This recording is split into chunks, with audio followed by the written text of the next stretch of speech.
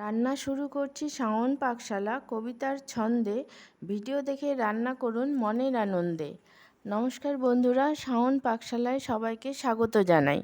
আজকে আমি বানাবো কাতল মাছের ঝুরি ভাজা। তার জন্য আমি কাতল মাছ নিয়েছি 2 পিস। আপনারা চাইলে রুই মাছ বা ভেটকি মাছ দিয়েও করতে পারেন। আর নিয়েছি ধনেপাতা কুচি, পেঁয়াজ কুচি, রসুন কুচি, আদা কুচি আর লঙ্কা কুচি।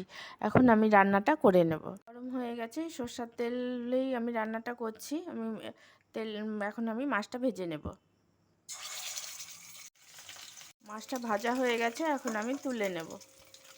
মাছ ভাজার তেলটা বেঁচে গেছিলো, আমি ওই তেলের মধ্যেই রান্নাটা করে নেব। দিচ্ছি পেঁয়াজ কুচি, দিচ্ছি রসুন কুচি, দিয়ে দিচ্ছি আদা কুচি, দিয়ে দিচ্ছি কাঁচা লঙ্কা কুচি।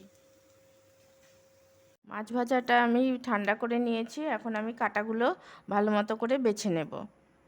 দিয়ে দিচ্ছি ধনেপাতা কুচি, দিয়ে দিচ্ছি কাটা বেছে রাখা মাছগুলো, দিয়ে দিচ্ছি পরিমাণ মতো লবণ, হলুদ গুঁড়ো, দিয়ে দিচ্ছি ঝাল লঙ্কার গুঁড়ো। মশলা দিয়ে এখন আমি ভালো মতো মাছটাকে পেঁয়াজ, রসুন, আদা, ধনেপাতা, কাঁচা লঙ্কা দিয়ে ভালো করে মিক্স করে নিয়েছি। রান্নাটা কমপ্লিট হয়ে গেছে, সার্ভ করার জন্য রেডি। আমি নামিয়ে নিয়েছি।